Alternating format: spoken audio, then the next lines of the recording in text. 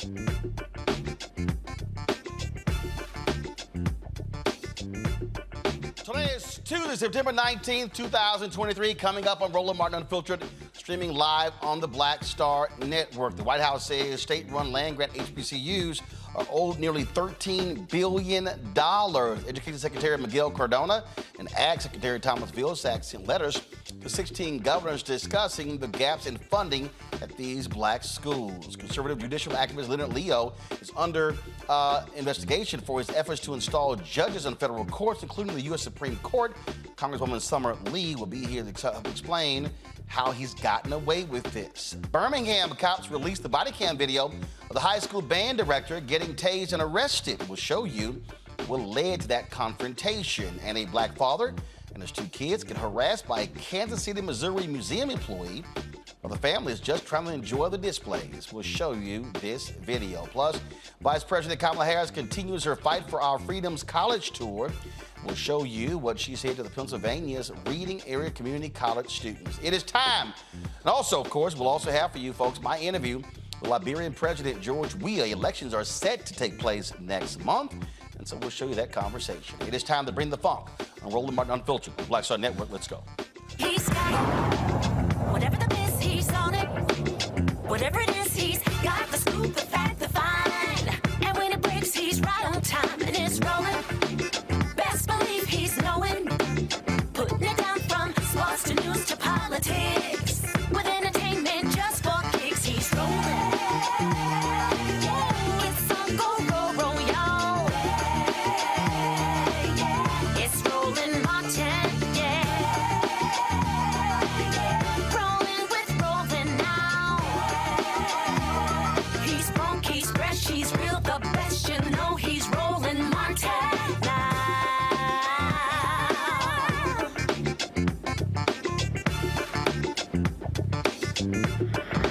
Martin. Folks, we've been covering the story dealing with the Alabama redistricting case, of course, and how the Supreme Court kicked it back and how Alabama has defied the U.S. Supreme Court because they want them to take another stab at it. Now, there was an investigation that was done that breaks down how conservative activist Leonard Leo, formerly head of the Federalist Society, the same guy who's gotten $1.6 billion from a conservative billionaire to essentially use that money any way he wants to.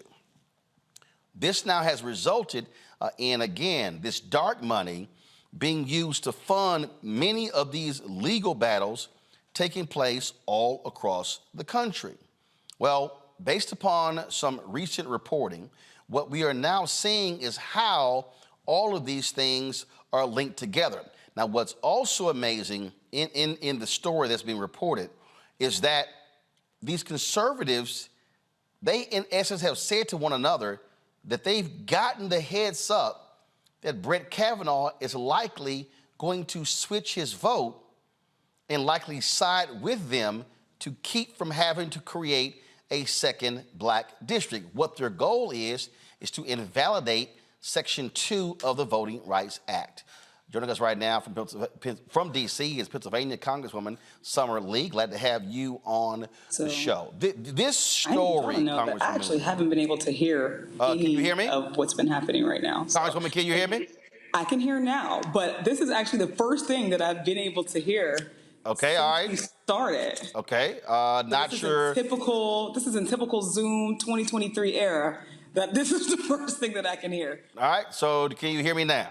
I can hear you now. Got it. Okay, so we got you. All right, so this story that people have been talking about that details these various conservative efforts to impact the court.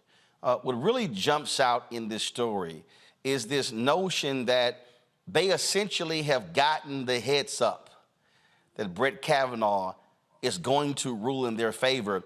And so Alabama, when they hear this from this Virginia law firm, so their whole deal is perfect.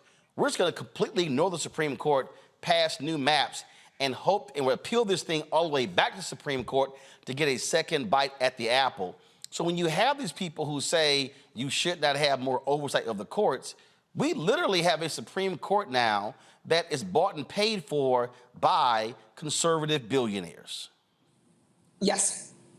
And it's that open. This is no longer, a covert mission. This is over at this point, right? We have a Supreme Court justice who is sending signals, smoke signals, carrier pigeons, however they get it. They're getting it directly from a Supreme Court justice who is also paid off or bought, by the Federalist Society, by Leonard Leo, and they're now making and taking actions with that in mind. Right. So we know that this is going to lead or can lead to further erosion of the Voting Rights Act. Like the implications on black folks, on black communities for this, are immeasurable. And yet we can see, we've seen and we've heard the stories about before this case, we heard the stories about Alito being flown out. We heard the stories about, Clarence Thomas and all the gifts that they're getting. We heard about how, these what folks are calling sugar daddies, right, are giving openly and explicitly to Supreme Court justices who are supposed to be the model of ethics. They're supposed to be, they're supposed to uphold, justice, and justice is supposed to be blind, but here we have folks who are unapologetic in their unethical behavior. And what still is baffling to me is to have these members of Congress who believe that the Supreme Court should just be self-governing, where they don't have to abide by ethics rules. You've got Justice Samuel Alito writing op-eds in the Wall Street Journal saying that, no, we're fine. You got Clarence Thomas, who now all of a sudden is reporting trips and then going, oh, well, I got advice from a friend and I have to do that. I mean, what's crazy to me, these are 9 unelected people, serve on the highest court in the land. Their decisions are final. And there's this brazen attitude of, we don't have to tell y'all a damn thing. who we hang out with. We could take free trips, private planes, yachts, things along those lines. And oh, trust us, we're impartial. First of all, Brother Roland, I don't believe for half a second that there are members of Congress who actually believe that the Supreme Court should not have any oversight. What we're seeing right now is a decades-long effort from Republicans, from right-wing activists to have a court stacked in their favor.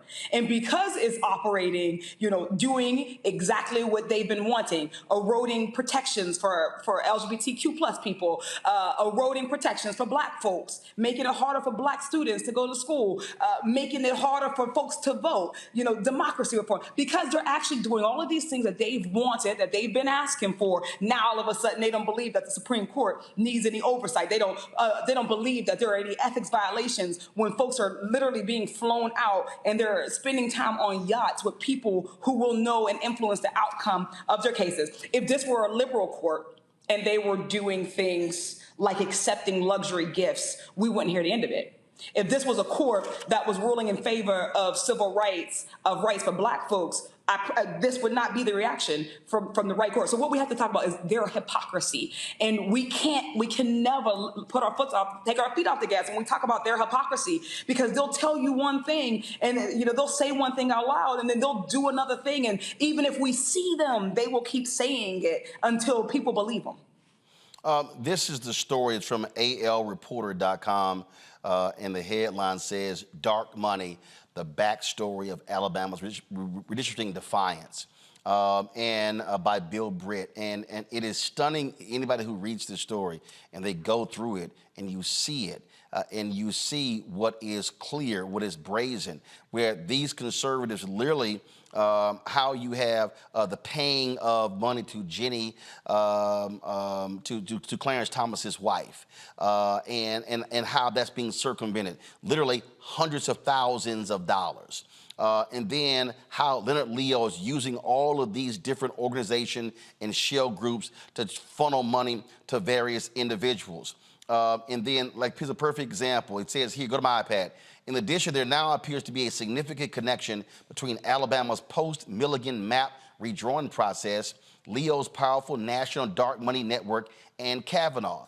The tangled web of previously unreported ties centers around Marshall, Alabama Solicitor General Edmund LaCour, dubbed the architect behind Alabama's voting rights defiance, and the D.C. area law firm Consovoy McCarthy, the firm founded by William Consovoy, a now deceased former clerk to Justice Clarence Thomas, who represented Shelby County in Shelby County v. Holder. In Shelby County, the Supreme Court invalidated Section 4 of the Voting Rights Act and this vital pre-clearance provision, and it goes on and on. The thing that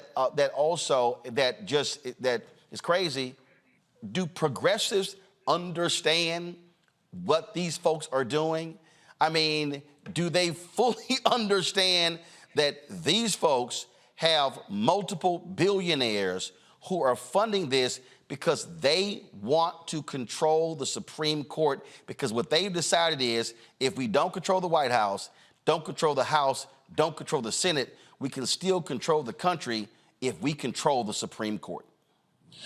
I'm going to speak for a progressive. I'm going to speak for me. And absolutely progressives understand this. Progressives understand this more than other people because we are also being attacked by the exact same entity to keep us out of office. When we think about the influence of dark money, we're talking about the Supreme Court. But this isn't the only place where we're seeing that influence. We're seeing that influence on Congress, on local and state government, and it's almost certainly tied to the exact same people. Paul Singer, who is one of the folks in this dark web, this tangled web that we're talking about, is also in the tangled web of keeping progressive Black women out of Congress. This money that's coming in is only tangled and only a tangled, dark, deep web because we don't have transparency, because we don't have protections since imposed in Citizens United, and that is intentional. If we can't track where people are giving their money, where we can have organizations, super PACs, whatever it may be, who are able to collect money from billionaires who don't ever have to disclose, who don't have to be in the open with their hatred, don't have to be in the open with their racism, but can still make moves, can still pull strings. We're seeing these connections all throughout our government and throughout our system. But people don't want to talk about, money and politics when we talk about democracy reform. But this all impacts Black people. If we can't get Black folks into the Senate, into the United States Senate, then how are we going to confirm judges who care and understand how important getting dark money out of the Supreme Court is going to be, right? So these things go hand in hand. Last question for you. When I try to talk about judges and how critically important they are, people sort of gloss over. There are a lot of African Americans who say, well, I want to see this. And I keep saying, you could ask for a whole bunch of stuff, but don't think for a second that even if you get it, if it gets passed by Congress, you're not going to have some white conservative group sue to stop it from happening. Yep. The money going to Black farmers. And we can go on and on and on in what we're seeing. We're now seeing Ed Bloom. They've dropped their lawsuit today suing West Point because the Supreme Court did a carve-out in their affirmative action decision saying that it's in the national interest to continue affirmative action at the military academies.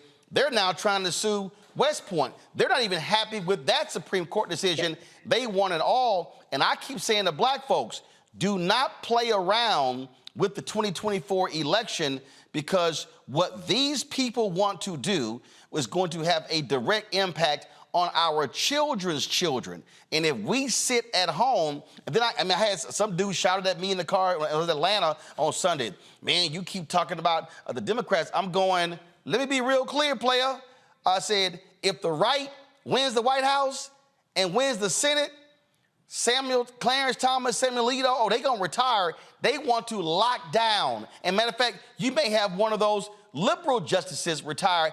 They would love a 7-2 hard right Supreme Court and go appoint some other 45-year-old who's gonna be there the next 40 to 50 years. And that's been their play the entire time. For decades and decades and decades, the Republican Party has been meticulously implementing their judicial strategy. Went over and appoint people, extreme conservatives, to federal bench, younger and younger, because we know that these folks serve longer. That Trump was able to get as many appointees is unprecedented and truly unfortunate. But we know that Black folks are going to be the first and hardest impacted, and have already been, will be again in 2024 if we get caught slipping. Affirmative action was the first big hit that we've taken, but it wasn't a surprise. It was no more a surprise than Roe v. Wade. These are things that they've explicitly said they're coming for when they get the seats. They said they're coming for it if we win, and we keep turning a blind eye. But on the same token, we also need the Democratic Party to create urgency around that. Yep. Make the stakes known in Black communities. And you can do that by supporting Black candidates who speak their languages. We can't just say that we want Black folks to come out and show out without showing them that we are going to support people who understand them, who walk their walk and talk their talk. We can do both at the same time so that we can make it easier for Black people to feel invested, to feel like they have a vested interest. But there's more to come. There's absolutely more to come with the Supreme Court. There's more to come if Trump is in office. So we have to make sure that we're covering all of our bases in educating and empowering the electorate and in expanding the electorate. We found women who are galvanized now because of the fall of Roe. Well, we need to go and get those same Black folks who should be galvanized because Roe impacts us. The same Black folks who are galvanized because affirmative action falling impacts us. Black folks because Citizens United impacts us. Because queer erosion of queer rights impacts us. We have to make those stakes clear to us. Well, it is definitely going to be a busy year. And yeah, they are executing that strategy. And I keep telling people, there's a way to stop them. Beat them at the ballot box. That's how you beat them, because if they don't win the White House and they don't control the Senate, they cannot appoint their judges. That's how you beat them. Congresswoman Summer Lee, we appreciate it. Thanks a lot. Thank you so much. Folks, going to a break. We'll be back. We'll talk with my panel about this. Also talk about HBCU funding. The Biden administration is saying $13 billion. States, pay up. We'll discuss that next right here on Roland Unfiltered on the Black Star Network.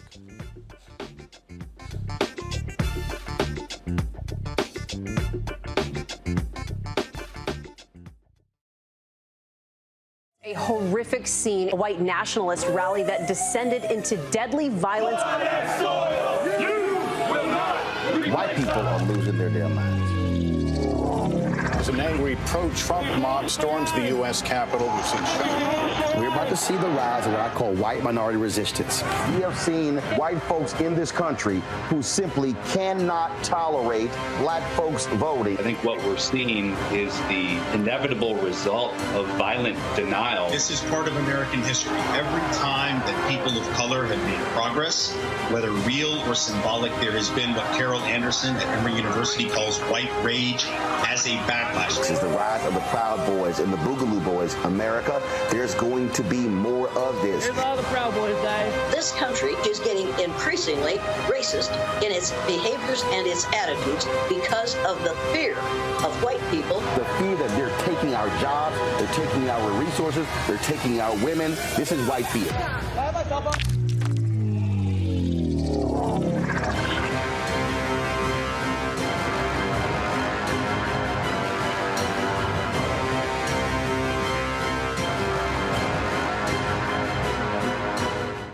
Deborah Owens, America's Wealth Coach. And on the next Get Wealthy, you'll meet Jandy Turner, who took her love of sports, expanded her network, and created a thriving business. I settled on developing a golf event planning business, which in and of itself has been very viable for me. One of the things that I've learned from producing hundreds, if not thousands, of golf tournaments is that business gets done on the golf course. All on The Next Get Wealthy, only on Black Star Network.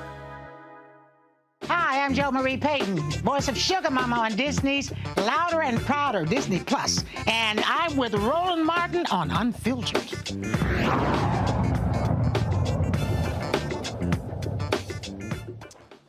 All right, folks, let's bring in my panel right now. Mustafa Santiago Ali, of course, former senior advisor for the EPA.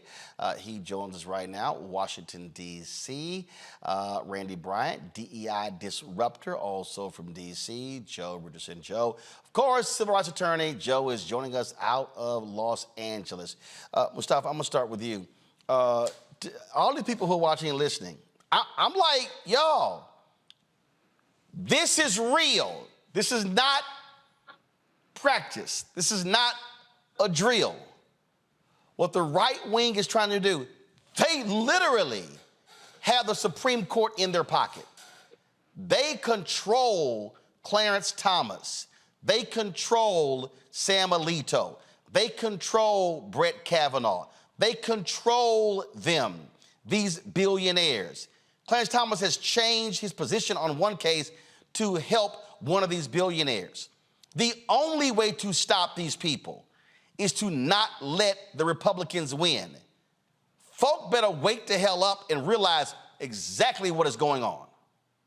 Yeah, you know, almost from the beginning of the show, we have been talking about, one, the importance of judges and that there is a strategy for Republicans to actually gain power, and how they were going to do it through these infrastructure sorts of actions of owning the courts, both on the federal level, the state, county, and the local level. And folks should understand that when we say that, this is not theory. We're not just throwing stuff out there. We know these types of things are happening. There is a cabal. Most people don't even know what that word means, but just think about a clique, a secret political clique that's in place. When you hear the conversations around dark money in the 2022 election, we could track about $350 million that was moved through that election through dark money. And that's why when we were working on campaign finance reform before, knowing how critical it was to get this money out of politics, because we saw the games that were being played. We kept trying to get people to pay attention, trying to get everyday folks to understand that you have power, but you got to get engaged in the process. You got to vote so that we can make sure the right folks are in there and we can finally, sort of extract all this negative sorts of sets of actions that are going on. And when you don't do it, you find yourself in this situation now where we're up against the wall. $1.6 billion, Joe. A conservative billionaire literally transferred $1.6 billion to a nonprofit that Leonard Leo can spend any way he wants. That is some serious money. They love complaining about George Soros and yelling and screaming. They hate George Soros because he uses his money for progressive causes, but there are multiple conservative billionaires. We ain't even talking about the whole Koch network. These people, these conservative billionaires, they are trying to change everything from state capitals to state legislatures to county commissioners to city hall, you name it, that's what they're doing. Right, exactly. And every, even though the courts is thing one for them, and which is why they're not so worried about influencing public opinion per se. The Republican Party didn't have a platform, if you remember last time. It was just re-electing Trump. But still, they're to still do work at the bottom as well, something that maybe we didn't pay attention to the best way that we could have.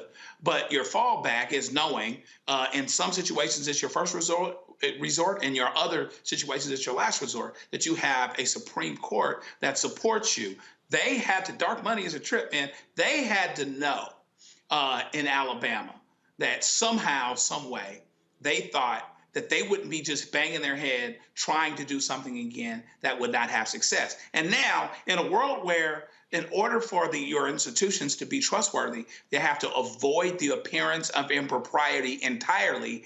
If Kavanaugh ever changes his vote on this issue and it comes back, well, then the image is ruined. We know what's going on, and this confirms it. He's not going to be able to confirm it any other way, but, seeing it any other way. But the problem is they don't care anymore. That's what's happening. That's why it's happening so openly. They're not even playing around and faking it like it's something other than what it actually is. They aren't worried about how it looks anymore at all, and that's why they have the expectations that they do. And we'll see if Kavanaugh comes through for them, and then we'll all know what we already know. Randy, this is what when I say I'm trying to warn these people. Ed Bloom, they went after the affirmative action in colleges. They're now suing a black women-led venture capital firm out of Atlanta. They've sent letters to law firms saying your race-based programs, your efforts to get more black and minority lawyers in the field, we're going after those. You've worked in corporate America. They're going after every corporate program, every affinity group in corporate America. They're doing this because the Supreme Court is allowing them to do so. A federal judge in Tennessee ruled in favor of a white woman over the federal 8A program. Now they've had to change that as well. There is nothing that they are not going to go after. And so for any black person who is sitting here giving me BS about why they don't want to vote and how it doesn't matter, Randy, they need to understand anything that black people have done to try to advance, they are going to go after it now.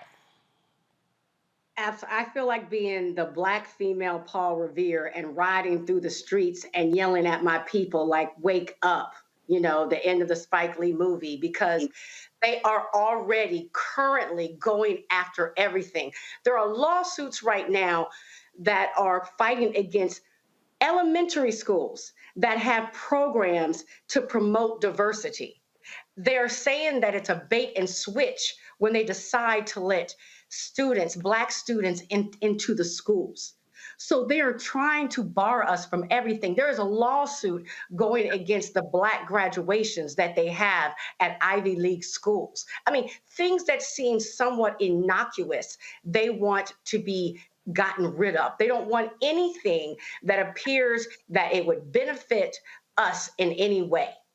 So this is critical right now. I mean, every day I'm reading about something that the conservative Republicans are going after to obliterate from existing. And they're being very successful because the Supreme Court opened the door for them to be able to do it. A white teacher in South Carolina got reported and reprimanded because a white student said that, because she was discussing a Ta-Nehisi Coates book, The students explain the book made them feel ashamed to be white, which violates South Carolina law, which forbids teachers from making students, quote, feel discomfort, guilt, anguish, or any other form of psychological distress when it comes to race.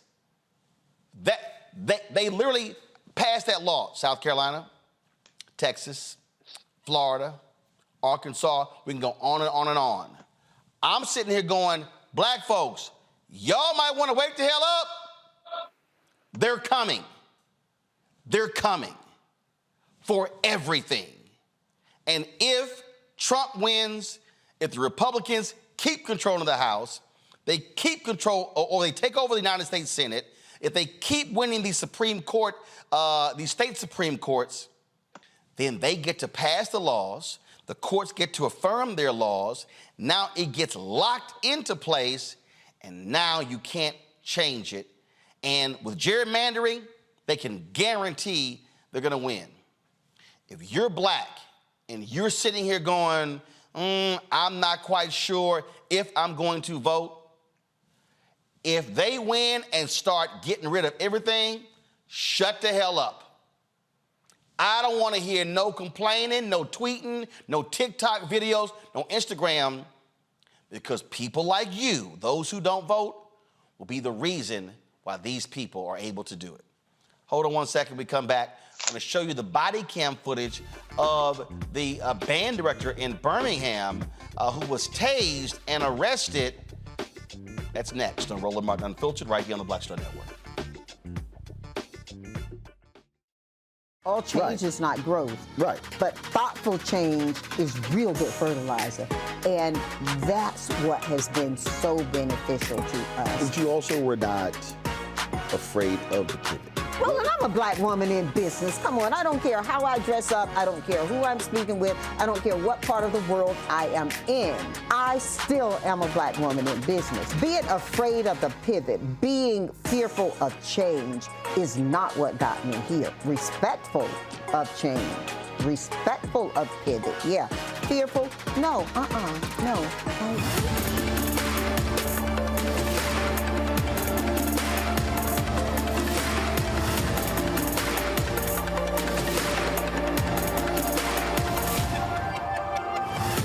When you talk about blackness and what happens in black culture, we're about covering these things that matter to us, speaking to our issues and concerns. This is a genuine people-powered movement. There's a lot of stuff that we're not getting. You get it, and you spread the word. We wish to plead our own cause.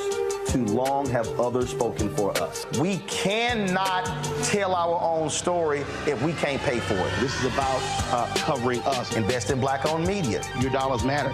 We don't have to keep asking them to cover our stuff. So please support us in what we do, folks. We want to hit 2,000 people, $50 this month, raise $100,000. We're behind 100,000, so we want to hit that. Y'all money makes this possible. Checks and money orders go to P.O. Box 57196, Washington, D.C. 20037-0196. The Cash App is $RM Unfiltered. PayPal is R Martin Unfiltered. Venmo is RM Unfiltered. Zelle is Roland at RolandSMartin.com. What's up, everybody? It's your girl, Latasha from the A. And you're watching Roland Martin Unfiltered.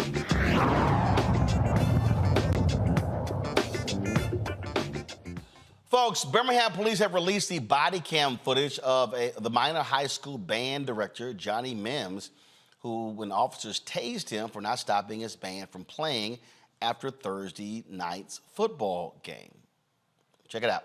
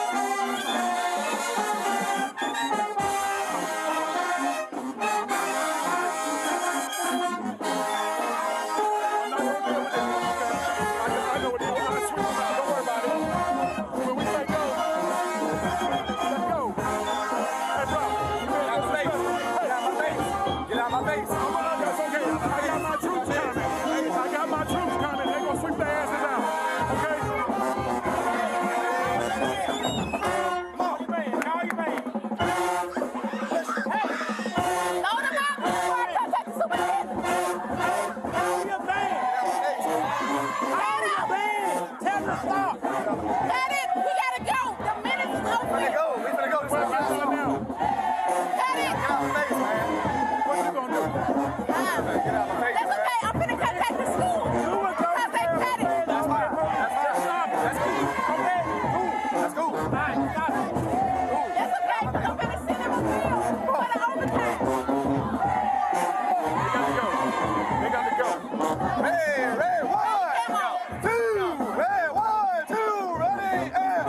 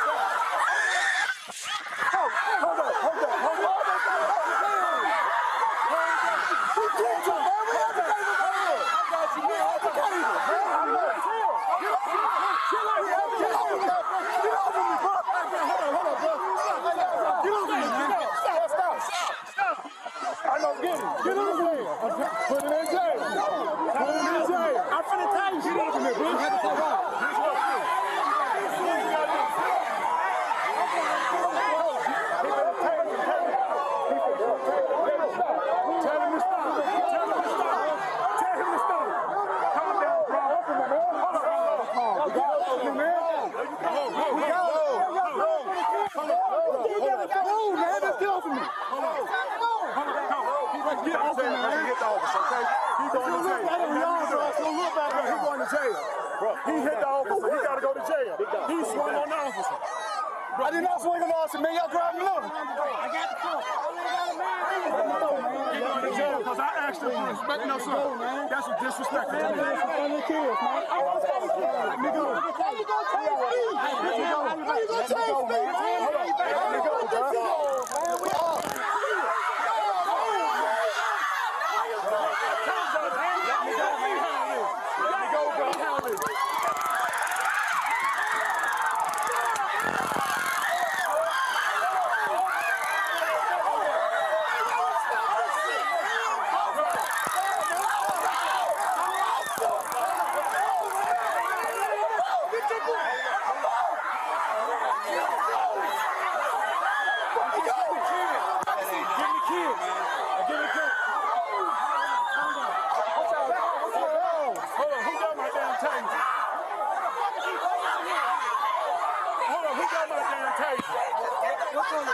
It's our own taser. Hold up, someone got my taser. Ain't nobody leaving until I get my taser. Nope, I'm grabbing kids. Hold up, I swear. Ain't nobody leaving. Kids, to the bus. Come on, y'all. Respectfully, stop. Here you go, right here. Yeah, thank you. Thank you. Thank you, man. I ain't believing this. Take it that way, Gary. Y'all gonna have to fight. Please stop this. Right when you go that way. All right, so allow me to unpack this. So yesterday, I talked with Mims and his attorney on yesterday's show. So as I now, and this is why I've always said why body cam footage is important. Now, even in the beginning of that video, we couldn't hear most of it because the band was playing. So let me say maybe real clear. After watching the body cam video, you hear the officers say they're trying to clear the stadium. You can see in the background the other band had left. Now, I talked to some people today in Birmingham. The game took place in a Birmingham city stadium, but it was a game between a Birmingham school district school and a Birmingham county. It was a county school. So Mims apparently was with the county school. This is my problem with what Mims did. Mims' actions exacerbated the problem. On the video, you hear Mims say, "Man, get out my face." Let's be perfectly clear. If you tell a cop, "Man, get out my face," they're likely not going to respond well. That was one. You saw the officers explaining to the assistant, whoever the guy was, the first guy, then it went to the band director. They're literally telling the band director, "We have to clear the stadium." He continues to ignore them. He says, "Get out of my face." You watch the video. They say, "You are going to get arrested." Mims goes, "Okay." So the cops say, "You gonna get arrested." He goes, "Okay," does it a couple times. He then takes the band higher. They get louder. Now, I do not change my position from what I said yesterday, that the cops should have de-escalated. The brother who was talking to him on the main body camera, the sister who was next to him, who was saying, "We're going to call the superintendent," this is what they should have said. "Okay, since you're fine getting arrested, we're going to let you finish. And when you get done directing the band, we're going to put you under arrest." What they should have done was when the lights got turned off, okay? First of all, they should have kept the lights on. What they should have said is, and then when he went down, what they should have done was, they should have said, "Sir, we told you that if you continue to play, we're going to arrest you.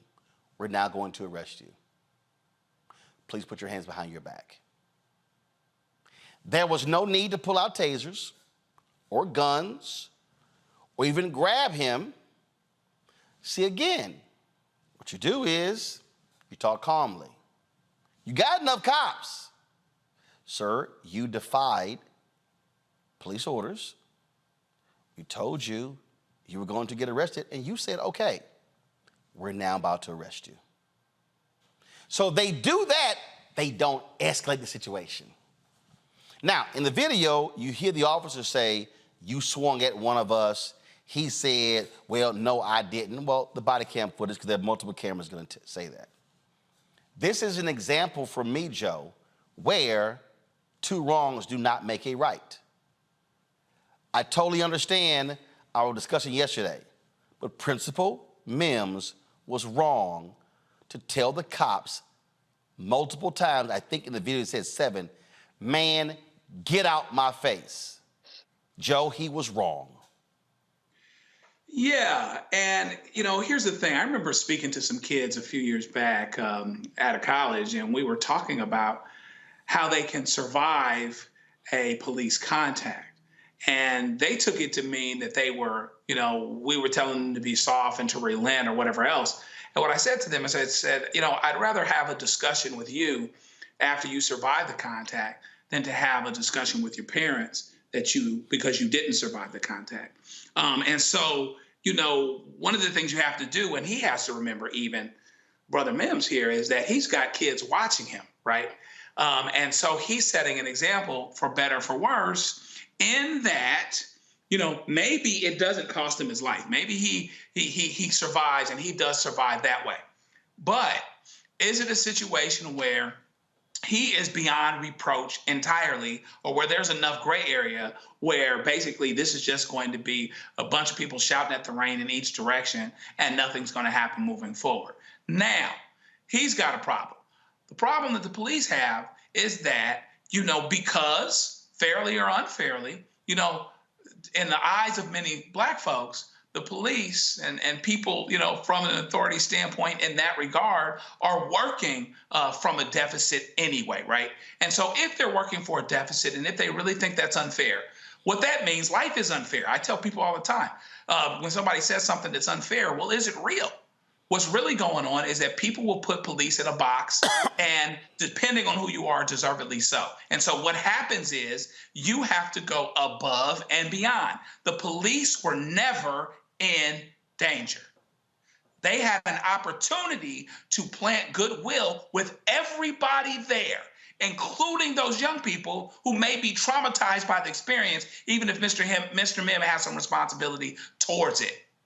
And they blew that opportunity. They weren't in any physical danger. Well, and look, and obviously the principal, he was heightened. This, to me, again, Randy, is where if you're the cops and you see you're dealing with an agitated person, you then don't get agitated as well. But again, seeing the video here, and I'm taking into account the conversation yesterday, the band director was wrong. The band director should not have said, "Man, get out my face." He was wrong. The band director could have said, "Officers, can we play for 60 more seconds?" No, he didn't do that. He was disrespectful to the officers. He was wrong. But it doesn't mean they also should have tased him. Right. And police officers are typically called because someone is wrong, because something wrong is happening. And so police officers need to have the skills to be able to deal with those situations in a way that serves everyone the best, and not in a way where their egos become so involved that they forget. I feel like everyone forgot the children that were there, because those kids will never forget what they just witnessed. And it was an opportunity for them to build, the police officers to build some goodwill within the community. I could not help but to think, although the band director was wrong and could have handled it better, my mind goes to, why is he acting this way? Why is this so important to him? Right? And so I just wonder, and as a person who has been at schools where I was in like one of only Black children, and then the absolute reverse, I wonder, because I believe there's so much focus on killing Black joy, right? And that if there's a school up the street that's predominantly white and those bands are able to play a little bit later, but here you have this brother trying to, the kids were clearly enjoying what was happening. It was a good activity that keeps them out of trouble. And it always, like, our joy has to be shut down and policed. But here's the deal, though. Again, Mustafa, first of all, and again, I get it. First of all, I can't tell you what neighborhood the stadium is in. I can't tell you what the conditions are outside. But here's the deal, and I've been to a lot of high school games. And it's very simple. If it's time to go, it's time to go. I get the fifth quarter. I totally get it. I fundamentally believe, and I've asked the question, I've not gotten the answer yet. Does the Birmingham Independent School District have a policy that states once the game is over, we allow the bands to play for a certain amount of time? That's the first question. What is the actual policy once the game is over?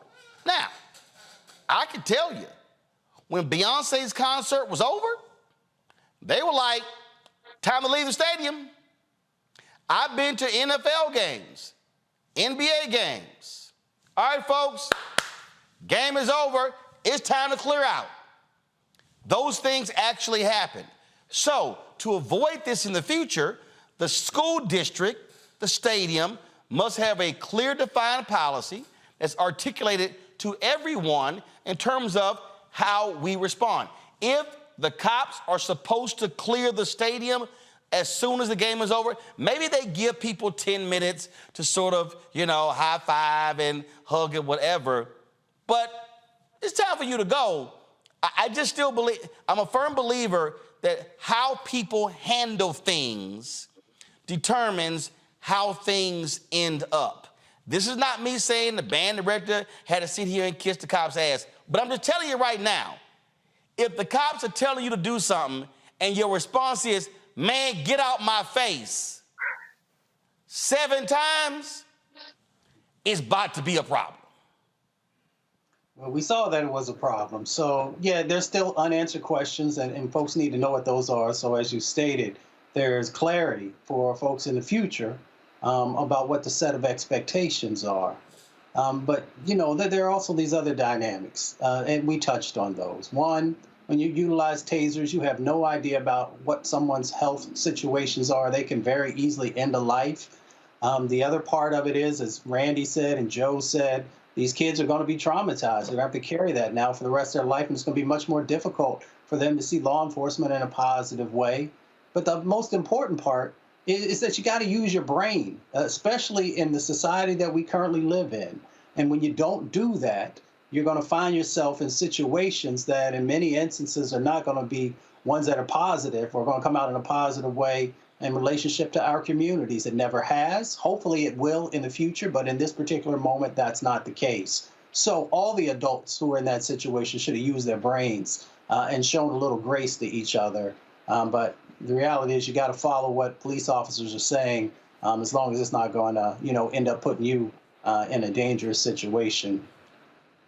Indeed. All right, folks, going to a break. When we come back, black family in Missouri just trying to sit here and enjoy themselves. Why is a white man following them? Daddy not happy at all. We're going to show you that video on the show as well. Plus, Vice President Kamala Harris makes another tour on her Fight for Our Freedoms college tour. We'll show you some of that. And when I was in Liberia last week, I sat down with the president of Liberia, George Weah. We're going to show you that encore presentation of that. And, of course, the elections are taking place next month there in Liberia. Folks, you're watching Roland Martin Unfiltered on the Black Star Network. Don't forget, YouTube folks, hit that like button, y'all. Easy thing to do, hit the like button. Support us in what we do. Join the Bring the Funk fan club. Send your check and money orders. P.O. Box 57196, Washington, D.C., 20037-0196. Cash App, $RM Unfiltered. PayPal, R Martin Unfiltered. Venmo is RM Unfiltered. Zelle, Roland at RolandSMartin.com. Roland at RolandMartinUnfiltered.com. Be sure to get a copy of my book, White Fear, How the Browning of America is Making White Folks Lose Their Minds. Available bookstores nationwide. Download the audio version on Audible. I'll be right back.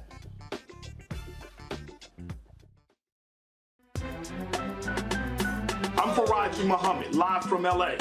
And this is The Culture. The Culture is a two-way conversation. You and me. We talk about the stories, politics, the good, the bad, and the downright ugly. So join our community every day at 3 p.m. Eastern and let your voice be heard. Hey, we're all in this together. So let's talk about it and see what kind of trouble we can get into. It's The Culture. Weekdays at 3, only on the Black Star Network. Next on The Frequency with me, Dee Barnes. Producer, writer, and activist Drew Dixon joins us for an honest conversation about Black women and trauma, right here on The Frequency on the Black Star Network. On the next, A Balanced Life with me, Dr. Jackie, we're going to be talking about common sense. We think that people have it, know how to use it, but it is something that people often have to learn. The truth is, most of us are not born with it, and we need to teach common sense, embrace it, and give it to those who need it most, our kids. So I always tell teachers to listen out to what conversations the students are having about what they're getting from social media, and then let's get ahead of it and have the appropriate conversations with them. On the next, A Balanced Life with me, Dr. Jackie, here at Black Star Network.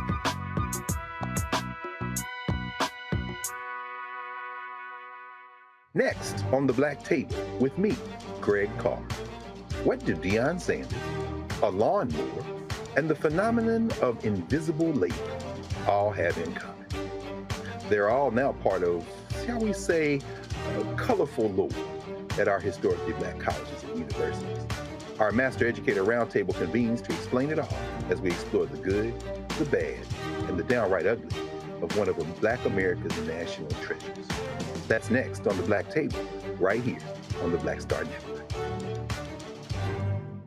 Hello, I'm Jamia Pugh. I am from Coatesville, Pennsylvania, just an hour right outside of Philadelphia. My name is Jasmine Pugh. I'm also from Coatesville, Pennsylvania. You are watching Roland Martin Unfiltered. Stay right here.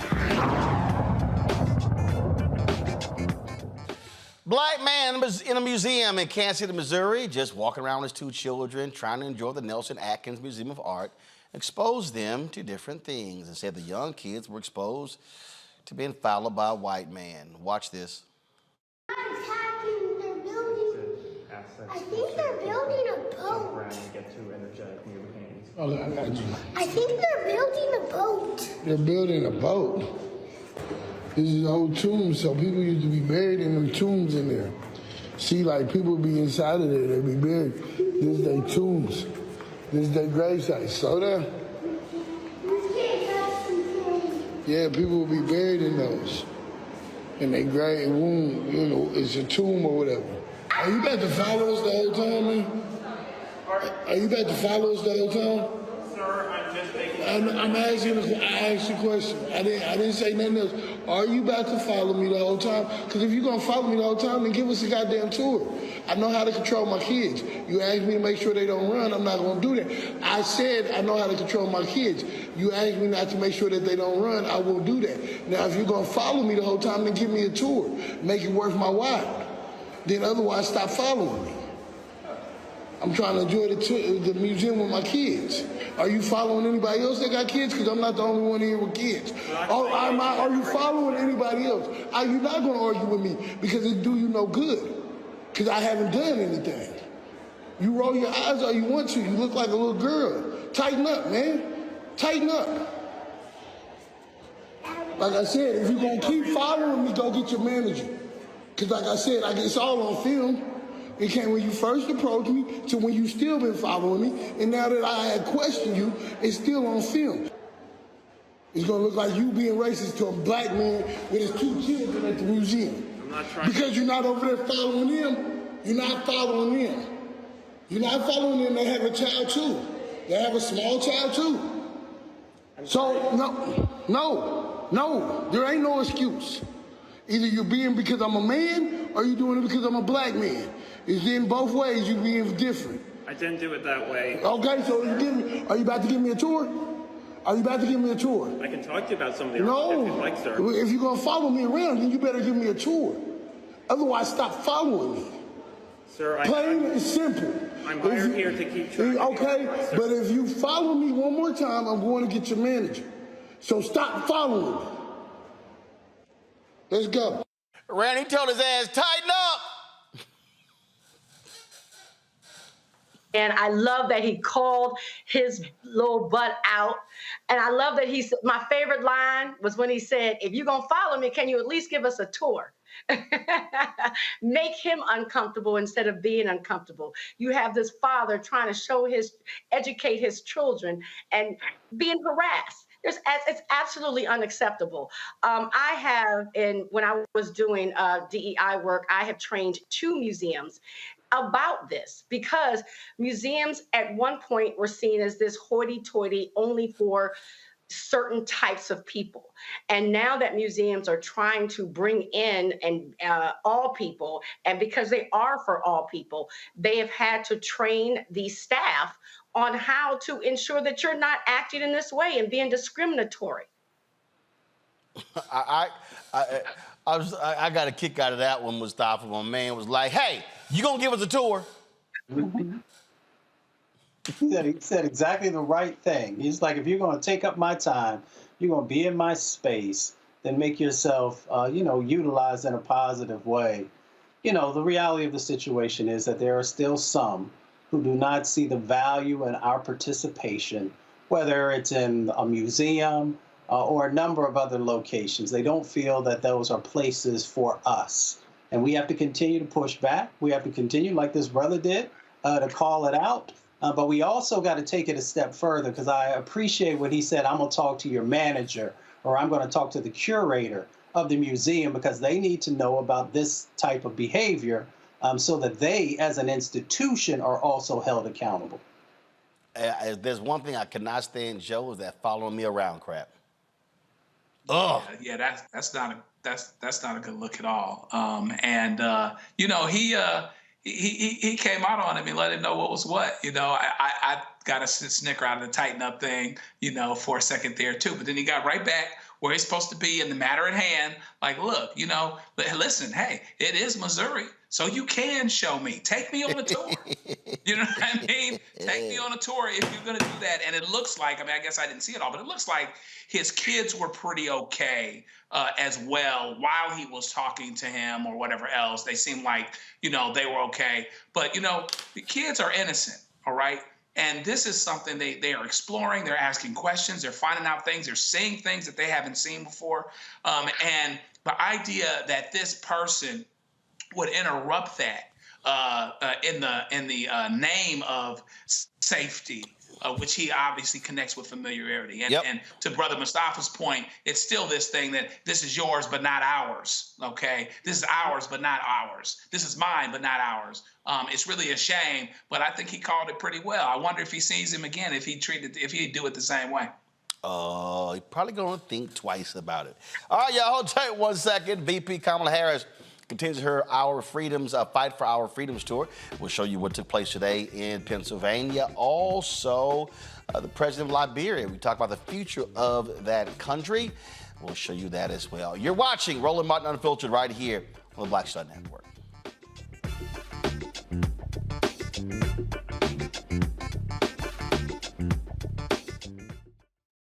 I'm Deborah Owens, America's Wealth Coach. And on the next Get Wealthy, you'll meet Jandy Turner, who took her love of sports, expanded her network, and created a thriving business. I settled on developing a golf event planning business, which in and of itself has been very viable for me. One of the things that I've learned from producing hundreds, if not thousands, of golf tournaments is that business gets done on the golf course. All on The Next Get Wealthy, only on Black Star Network. I'm Faraji Muhammad, live from LA. And this is The Culture. The Culture is a two-way conversation. You and me. We talk about the stories, politics, the good, the bad, and the downright ugly. So join our community every day at 3 p.m. Eastern and let your voice be heard. Hey, we're all in this together. So let's talk about it and see what kind of trouble we can get into. It's The Culture. Weekdays at 3, only on the Black Star Network. All change is not growth. Right. But thoughtful change is real good fertilizer. And that's what has been so beneficial to us. But you also were not afraid of the pivot. Well, and I'm a black woman in business. Come on, I don't care how I dress up. I don't care who I'm speaking with. I don't care what part of the world I am in.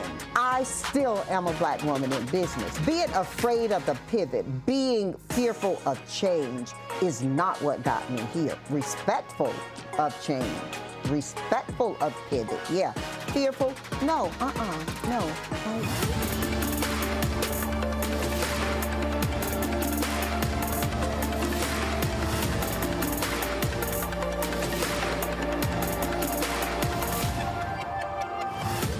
My name is Lena Charles, and I'm from Opelousas, Louisiana.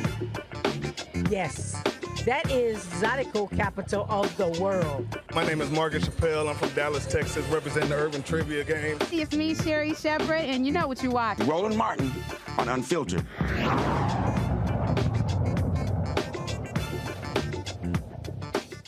Today is National Voter Registration Day in Pennsylvania. The governor, Josh Shapiro, issued new regulations that eligible voters will be automatically registered to vote upon receiving a driver's license or an ID card. Pennsylvania, it is National Voter Registration Day, and today I am proud to announce that for the first time ever, Pennsylvania is an automatic voter registration state. That's right, from now on, when you get or renew your driver's license or an ID card at the DMV, you'll be registered to vote unless you choose not to. I made a commitment when I was campaigning for this office that we would bring automatic voter registration to Pennsylvania and break down the barriers for legal, eligible voters. This is a key step to make our elections more secure, adding important levels of verification to the voter registration process. And by expanding voter registration at our DMVs, we'll save taxpayers time and money, reduce the number of costly paper registrations, and streamline voter registration for Pennsylvanians. Look, this is common sense. You already provide proof of identity, residency, age, and citizenship at the DMV. All the information you need to register to vote. We're making our state government work better for the good people of Pennsylvania. No matter who you choose to vote for or what your views are, I hope you'll make your voice heard. Now more than ever, we need an engaged citizenry to move our country and our Commonwealth forward. Somebody posted in our chat, I think this is everywhere, Roland. No, it's not. Pennsylvania becomes the 24th state in the country to register voters automatically. Trust me, Mustafa, this is pissing off Republicans. Oh, without a doubt, because let's be clear, they don't want you to vote, and they'll put any type of obstacle in place that they can. I mean, the reality is that everyone should automatically be registered to vote, and if you don't want to vote, you can opt out. Just like we opt into certain things, you know, if you have your name that's already on that list, you could opt out. And why is that important? Because, you know, the United States has one of the lowest voter turnouts of industrialized nations across our planet. So if we want to talk about democracy, then we should be focused on one of the key elements, which is the ability to be able to vote. And we should do everything that we can to eliminate the hurdles. Absolutely. And the thing here, again, Randy, when we look at automatic voter registration, we talk about ballot drop boxes, whatever.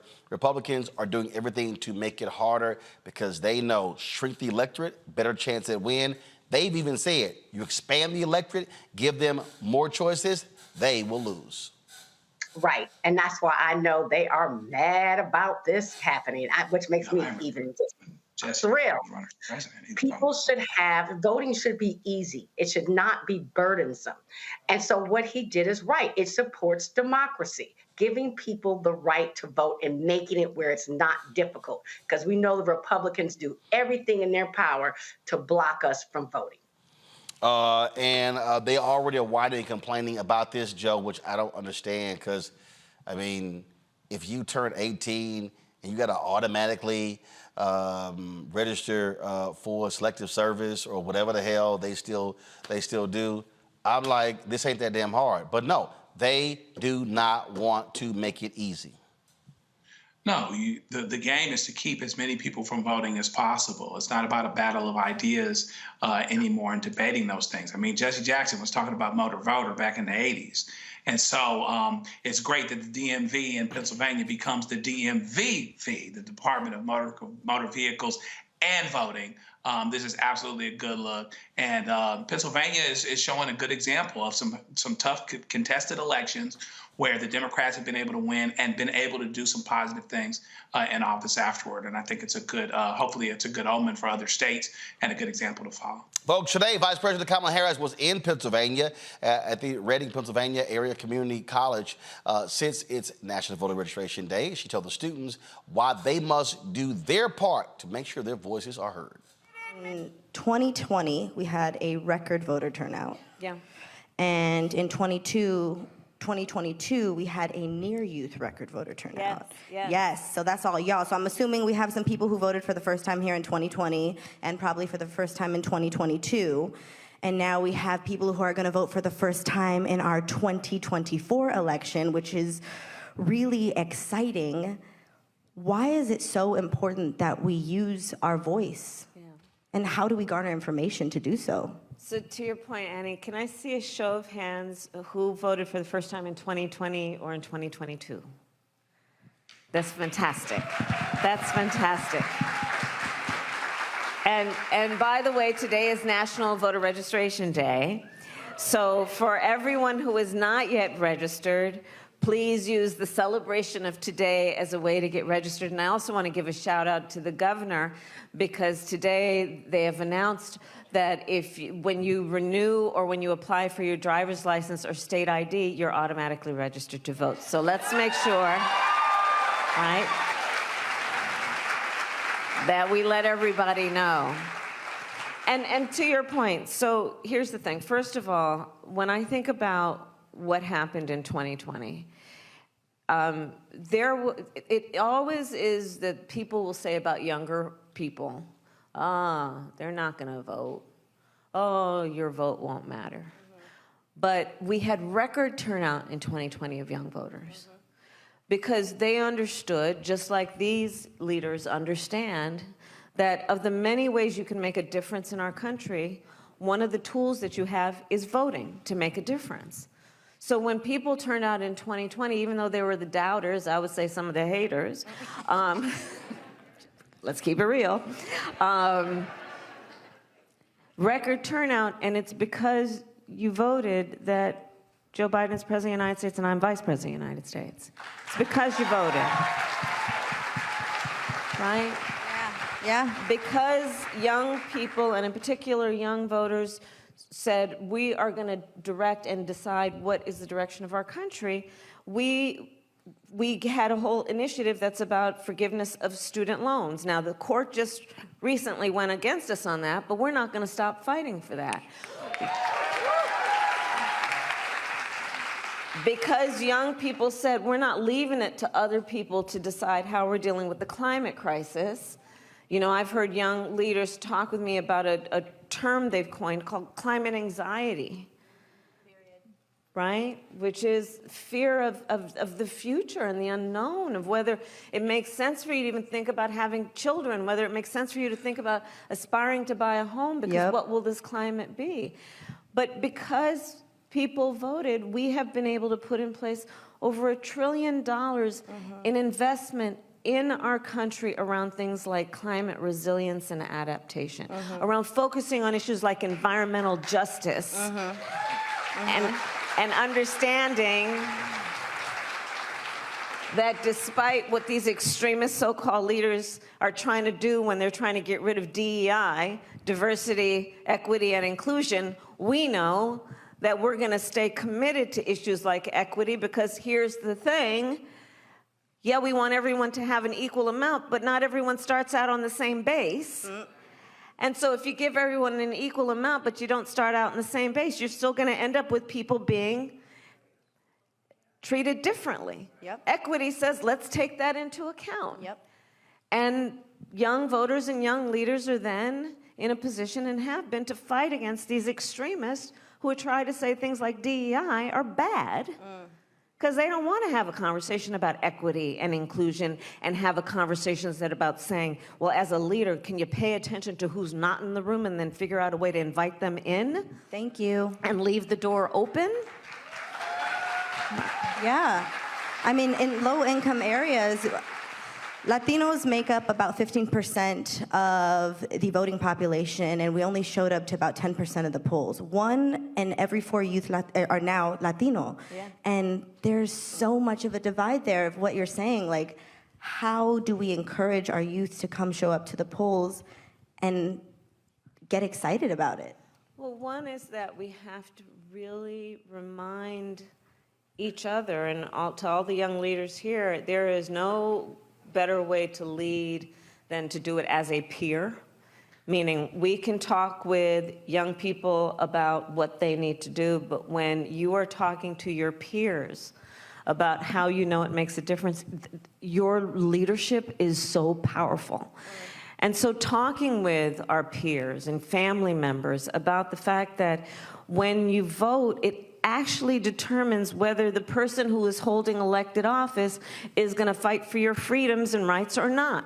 Whether that be the freedom that you should have to just be free from attack, free from hate, free from gun violence, free from bias, free to love who you love and be open about it, free to have access to the ballot box without people obstructing your ability to exercise your civic right to vote in terms of who will be the people holding elected office and leading your country. All of these things are at stake. Love all these folks who keep saying, and I had people tell me this, Mustafa, I never see the vice president. She ain't out here. And I literally said, Vice President Kamala Harris is, I think back to really me paying attention to politics since 1980. She has been the most visible vice president in my lifetime. I'm like, if you ain't see what she doing, your ass ain't paying attention. Well, my grandmother says you see what you want to see. So let's just be clear that there are some who don't want to see, how active she has been, how committed she has been, and that she would make an excellent president if the opportunity arises. I've never understood how our community, and we'll talk about our community, can love everybody else who's in their life. And I've never met someone who's been in my life who's never made a mistake. But yet when it comes to the vice president, because there was one thing that everybody kept talking about, then they wanted to devalue her and say that she was not representing our people. Every time that I've talked to her, every time I work with her, the first thing she was always concerned with was how will this impact our communities? How will this uplift our communities? So we need to really understand the value added that she brings to the political scene, but also to everyday people's lives, and start to rally around our own. Because other people rally around theirs when given the opportunity. It's time for us to do the exact same thing. And that doesn't mean that we agree with everything, but that means that we work with the individuals. If they have gaps, then we work with them to address those gaps. If they've fallen short, we work with them to help them to understand how to make sure that they're making the strides that we are expecting. But we should stop throwing our own underneath of the bus when they're doing everything they can to uplift our own communities. I just think, Randy, it's some folk who are scared to death. And I think it's two things also. This country is absolutely misogynistic, including from women. And I think a lot of the attacks on Vice President Kamala Harris, I think it's because she's a woman and because she's black. 100%. And when people say they don't see her working, I hope people are aware that mainstream media has never been kind to Black folks and to women. So even when she's out there working, that's why it's so important, Roland, with your show, because let's not act like the mainstream media is going to give her her props or show what she's doing day to day the same way they would a white man. That's first, right?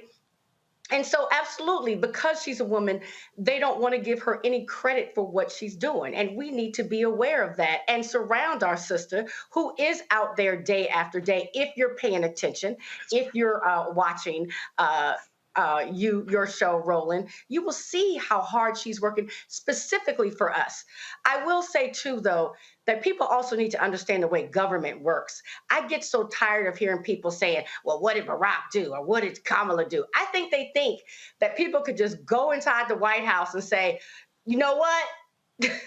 This is what I'm doing, as if they're not checks and balances, as if laws don't have to be passed. I just don't think that people quite get the way government works. Joe. Kamala Harris got Joe Biden over the finish line. Joe Biden had never run a good campaign and wasn't running a good campaign the third time. Brother Clyburn and a bunch of us who didn't believe in the Bernie Sanders phenomenon made our decision starting in South Carolina that this was going to flip and that's what needed to happen. She had a lot to do with getting the voters out, getting Black voters out, et cetera. And I am very comfortable personally with her as a heartbeat away from the presidency. And so she doesn't get the props that she ought to. We've got to all get better. When I say we, I mean even Black people, and particularly Black men, about not being misogynistic. There is something to answer for. Hillary Clinton wasn't perfect, but she was a whole lot better than Donald Trump was. And, I've talked to some brothers in different spots who will just, reveal themselves in being misogynistic themselves. And so our vice president might get a bit of that. But what does she do? She just continues doing the work. I think she's going to be as important as she was previously. This tour she's doing right now is dealing with voting, is dealing with a lot of issues. It was great that she was in Pennsylvania at the time the governor did what he did. And so she'll continue to be important. But we have to make a decision to have the urgency that we need to do, that we need to have in order to come out and vote in what she's talking about. And unless and until the mainstream media covers her and wants to talk about what the president and the vice president are actually doing and not what Donald Trump is thinking about doing or musing about, we're going to still have to cover her the best way we can, like so. Yep. Joe, Randy, Mustafa, I certainly appreciate it. Thanks so very much for joining us on today's panel. Thanks a bunch. Folks, got to go to a break. We come back. I sit down. George Weah, president of Liberia, of that country. The election is taking place next month. You get to see our conversation next right here on Roland Martin Unfiltered on the Black Star Network.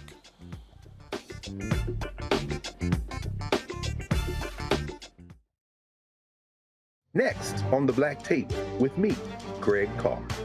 What do Deion Sanders, a lawnmower, and the phenomenon of invisible labor all have in common? They're all now part of, shall we say, colorful lore at our historically Black colleges and universities.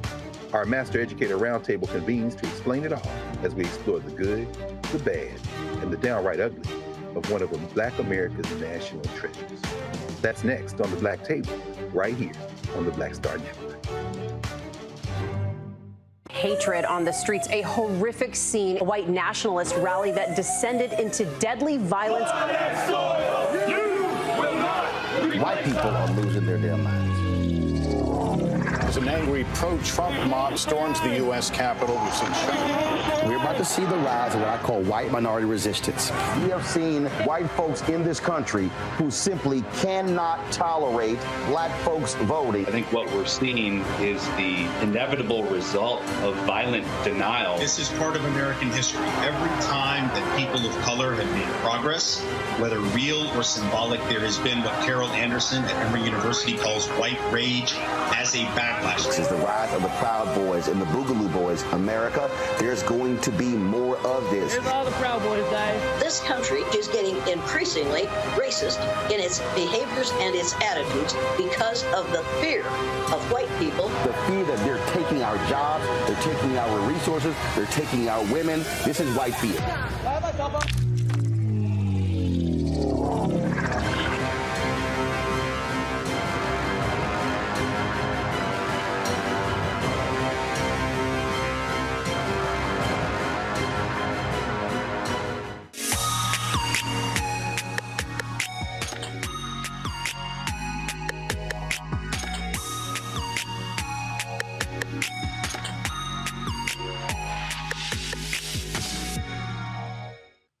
In 2022, my Black Star Network team traveled to Liberia to celebrate the 200th anniversary of the founding of that country by formerly enslaved people of African descent from the United States. It was an amazing time. It was an opportunity for us to learn about the country, to see what has been going on in Liberia since the founding, but also since they had the devastating civil war that lasted 15 years. We sat down with a number of people, talked about the future of Liberia, including President George Weah. It was an eye-opening experience for all of us. President Weah, glad to sit down with you here in Liberia for your bicentennial. Martin, good to see you. Welcome to Liberia. Let's start off with this bicentennial. The focus is not on Liberian independence. It's on the first enslaved people from America, freed enslaved folks, formerly enslaved, who came to this country. What do you want to achieve with this year-long initiative? What I think is the entire history of our country, how the indigenous and those settlers came. And then what we try to do is to let our people know that we are one people, and to keep the peace of our country, to understand that this is our land, not a particular people.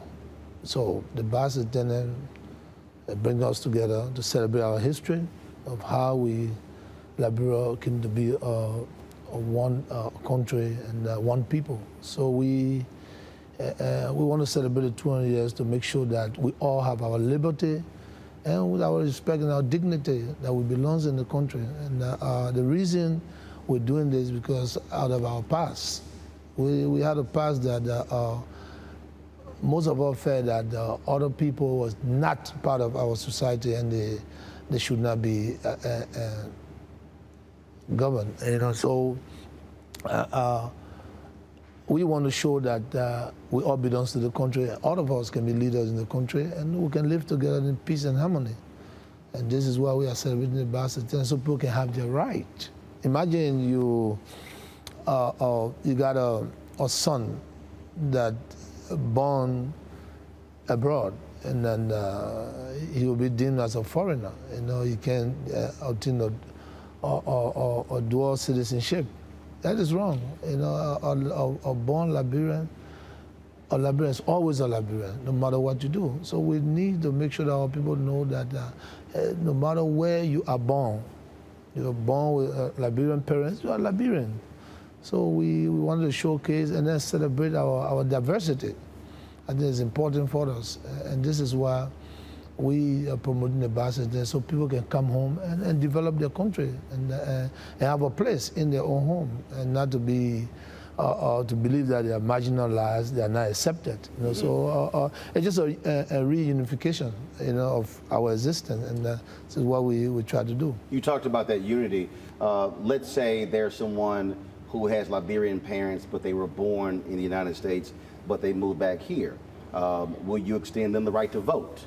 Will you look at doing what Ghana and Sierra Leone is doing, is offering citizenship for African Americans and others? So what are some of the things that you're considering doing?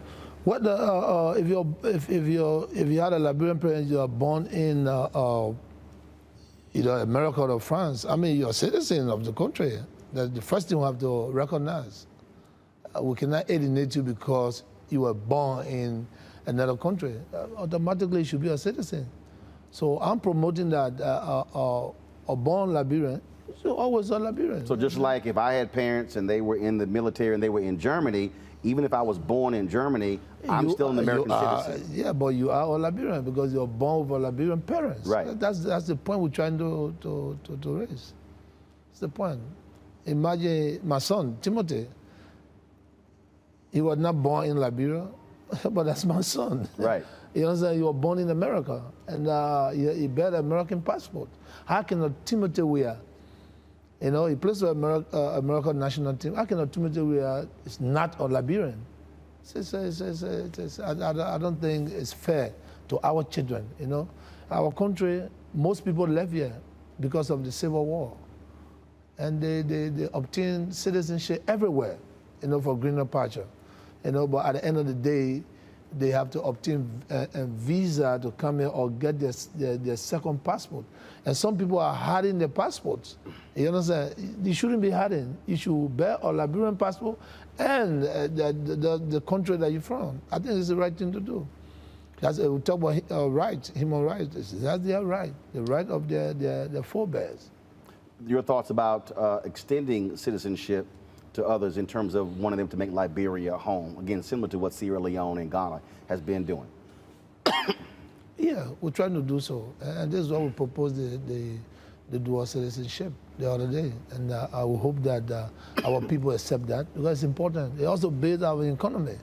Because when people feed at home and people believe that they have a place, they invest, you know. And if you look at the world today, and the United States and France, Europe, as you can see, a lot of people have immunity and they invest because they believe that it's their home.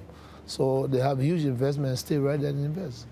Let's just talk about what do you want to see in terms of a relationship specifically with African Americans? I mean, the reality is this is the only African nation where African Americans found the country.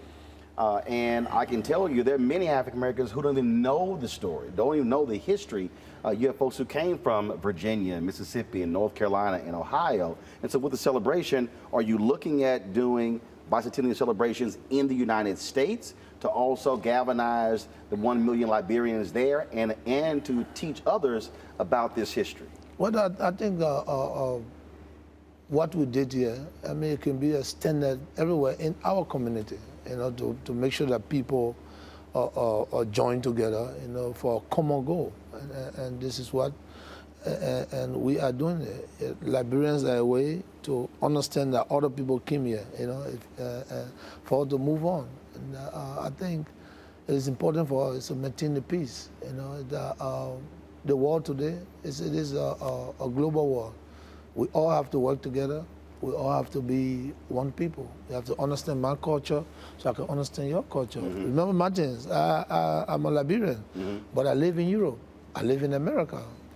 I was accepted by different race of people, you know, the different color of people. So I'm the leader today, you know, and the world can be a better place when we all join hands and we all unite. It doesn't matter your color, your creed, your religion, or whatever view. We have to live together. You mentioned investment. What was the last major investment into the country? I was told it's been several years. So what do you see as the struggle? What do you see as the block? What is it that you need to see happen here in order to make that a reality, to be able to provide economic opportunities, be able to provide jobs, building of skill set, building of education, allowing you to execute your plan when it comes to infrastructure? It's to attract investment in every facet. You know, you see our country, and Liberia needs to be developed. Liberia needs to have a rural connectivities. We need to have electricity, water, and we need to have more facilities that will attract people. But is there anything that's hindering that?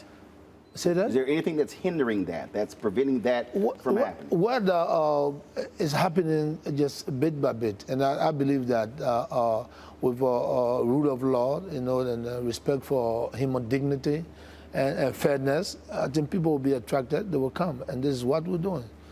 But we took charge already by making sure that we're building our roads and our infrastructure to make sure that it attract people, and that's the way we can build our economy.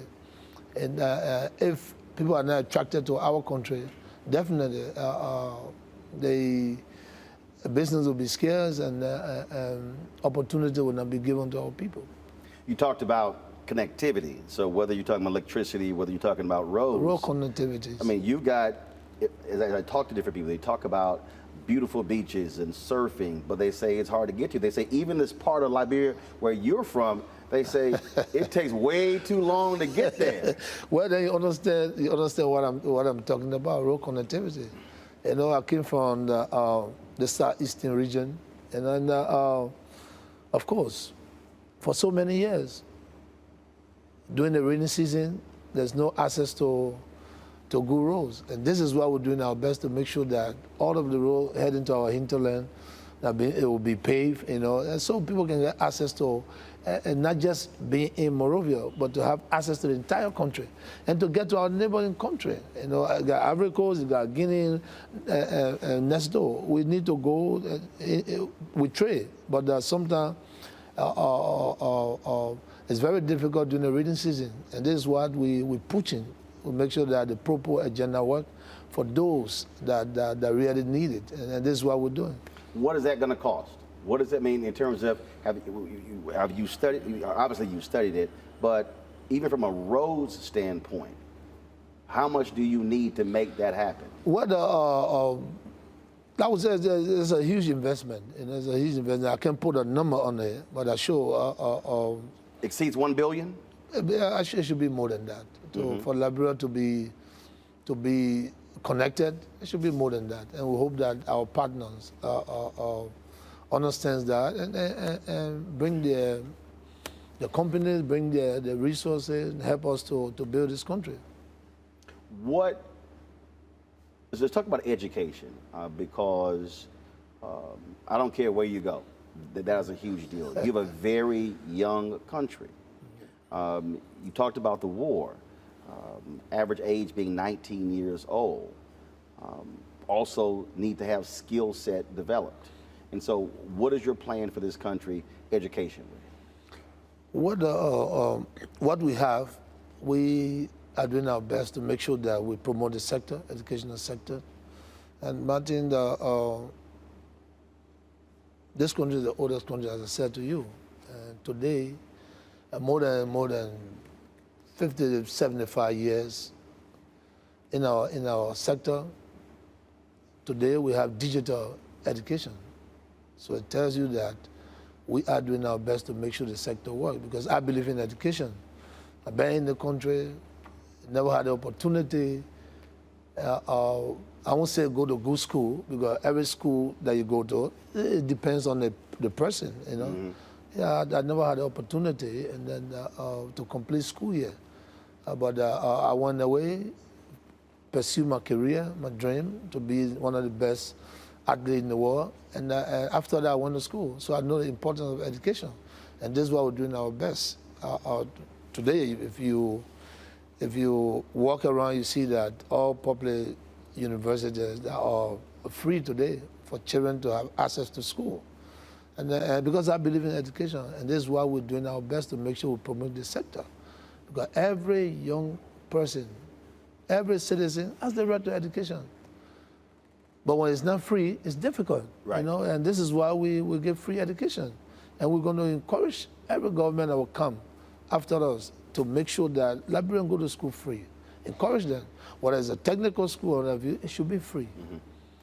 Are you concerned about brain drain? Are you concerned about your young folks getting restless and saying, you know what, I don't see a future in Liberia, I need to leave. I'm going to go to Sierra Leone, I'm going to go to Ghana, I'm going to try to get to America.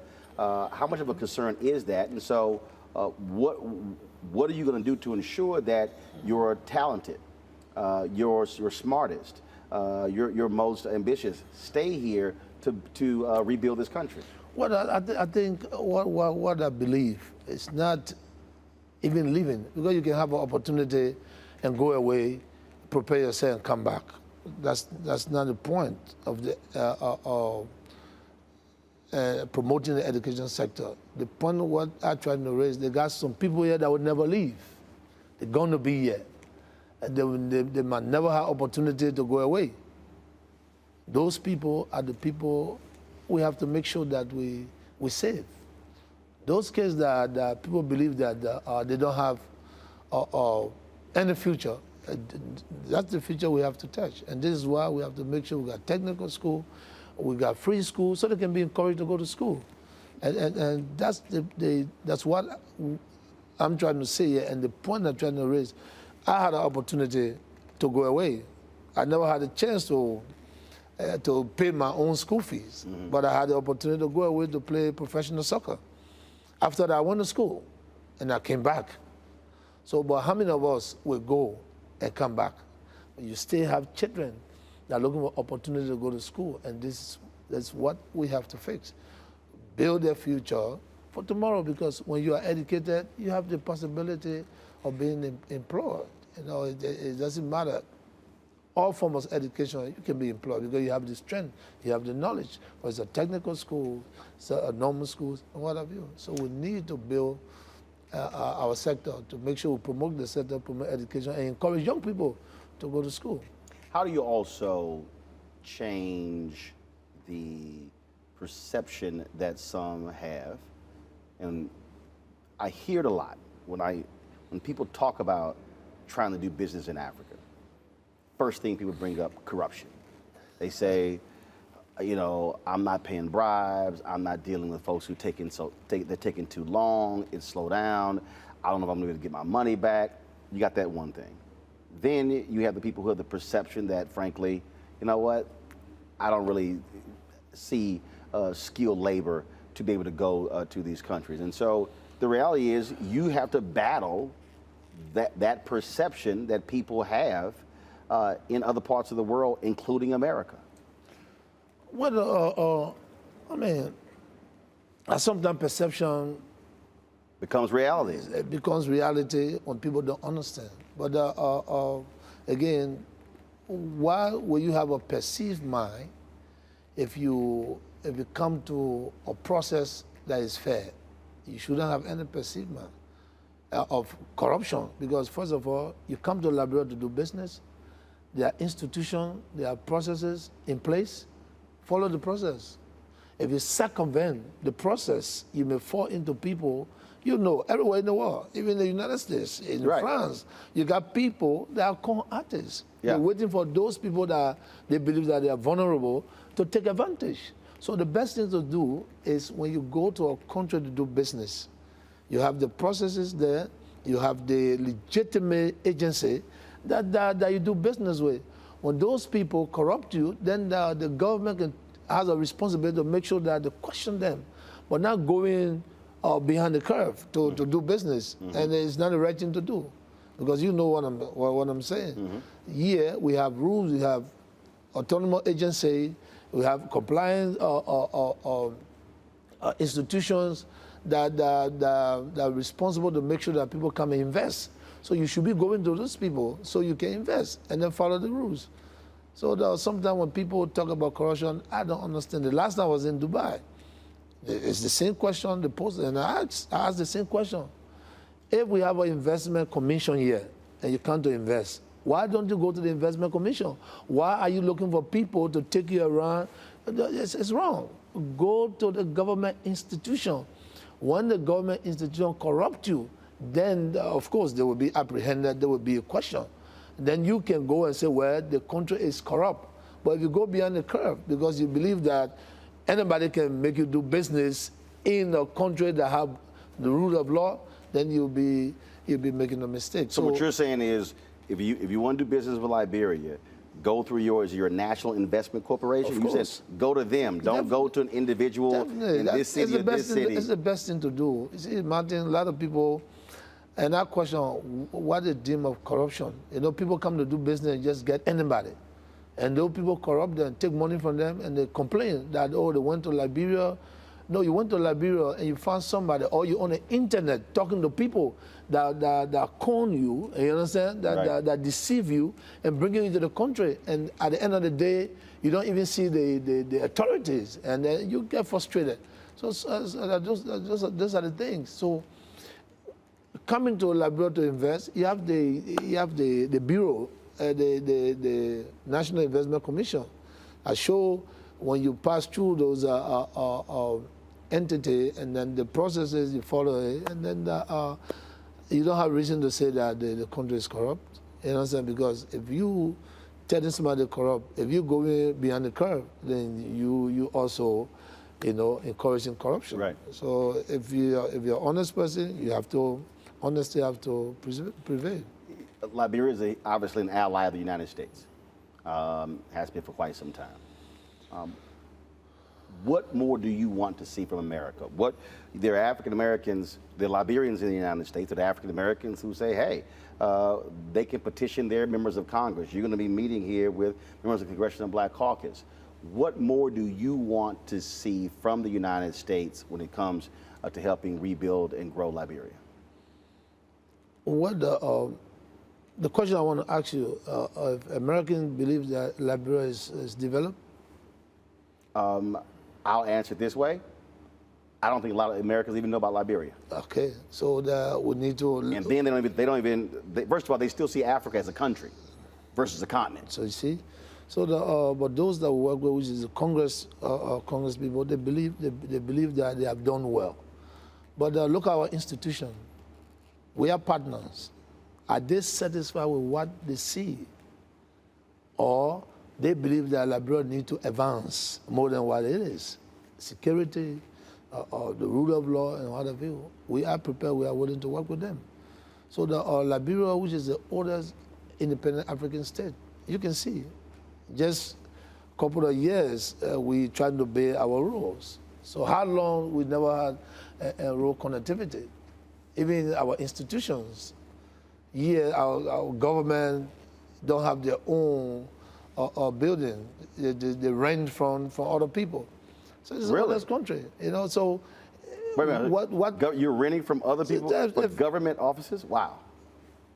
It's always been like that, and this is why we are trying to make sure that government get into our own facility, so it can be able to reduce the government budget, the cost.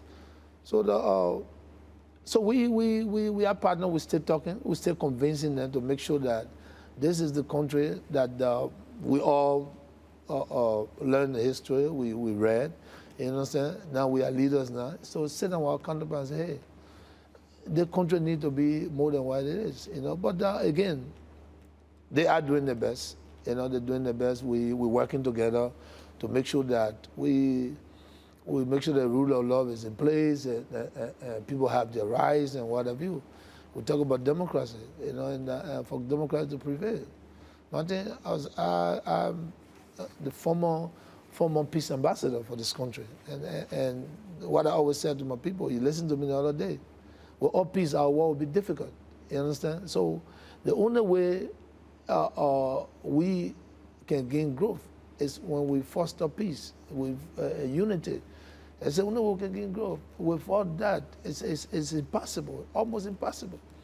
You know, I during the disarmament, you know, and I said to the kids, you can hold the guns as long as you want to hold it. It will never benefit you, because it's the wrong thing. So you need to lay down arms and go toward a path of prosperity. We're heading towards a path of prosperity. It's not just not about politics.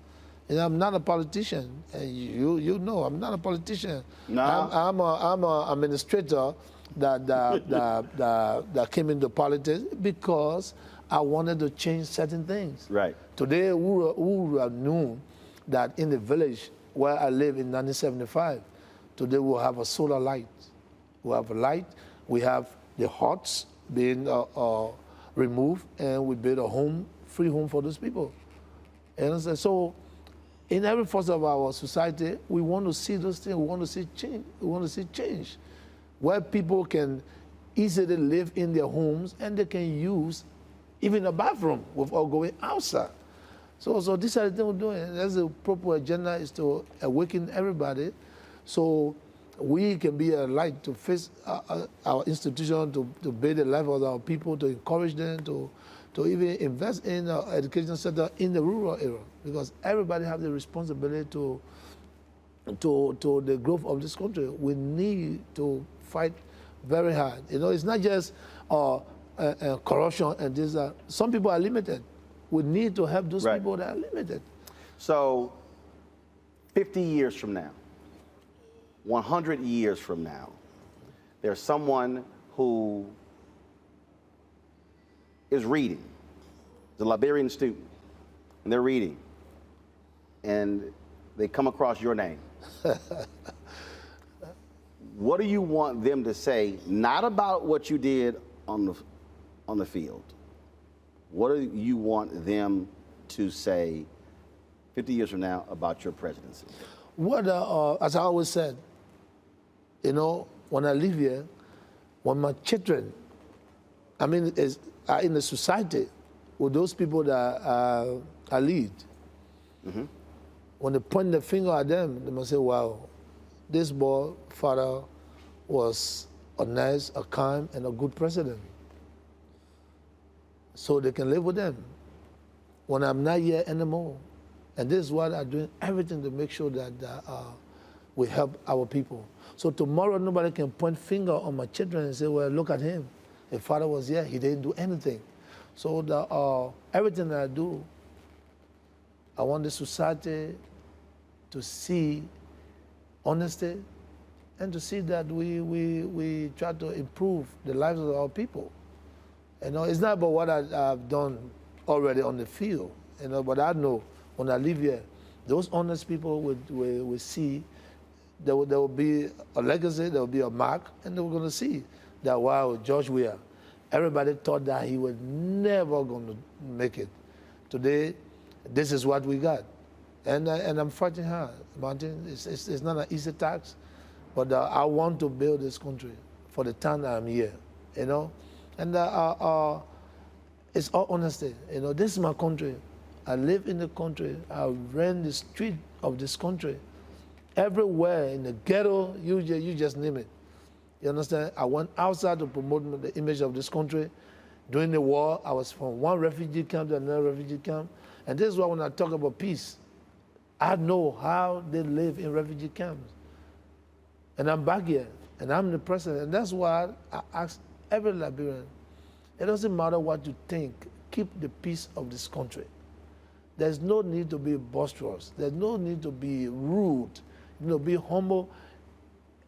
Politicians or opposition, what have you, speak the language that will give you the opportunity to be leader in the future. So I want every Liberian, when I'm not here no more, it's not just for the praise, to see my mark. The legacy is being kept and left. And this is how I want to live.